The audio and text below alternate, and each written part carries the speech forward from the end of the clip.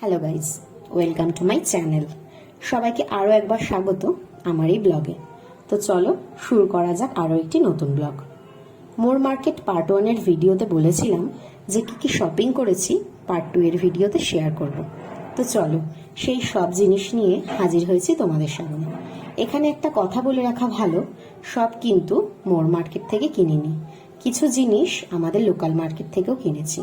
তো চলো দেখতে থাকো তোমরা যে কি কেনাকাটা করলাম। দেখো, মোর মার্কেটে 99-এ একটা বাস্কেটের সেট আর একটা কন্টেনারের সেট আমার চোখে পড়ে যায়, যা দেখে আমার বেশ ভালোই লাগে, তাই দেখো কিনেও নিয়েছি।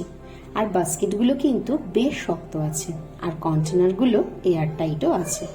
আর দেখো, টুকটাক জিনিস কেনাকাটা করার পর ইয়ামিজের একটা শিক কাবাবও নিয়ে নিয়েছিলাম। তবে এক্ষেত্রে বলে রাখি, এগুলো কিন্তু প্রিজারভেটিভ, তবে অনেক আইটেম আবার কিন্তু নন প্রিজারভেটিভও থাকে। কেনার সময় তোমরা অবশ্যই খেয়াল করে নিও। আর হ্যাঁ, আমার বা আমার হাজব্যান্ডের কিংবা আমার বোনের এই ধরনের স্ন্যাক্স ভীষণই পছন্দের, যদিও এই ধরনের প্রিজারভেটিভ আইটেম স্বাস্থ্যের পক্ষে মোটেই ভালো নয়, কিন্তু কি করব বলো, মাঝে সাঝে যে ভীষণ ইচ্ছে হয়, তাই নিজেদেরকে আর কন্ট্রোল না করতে পেরে মাঝে মধ্যে খেয়েও নিই।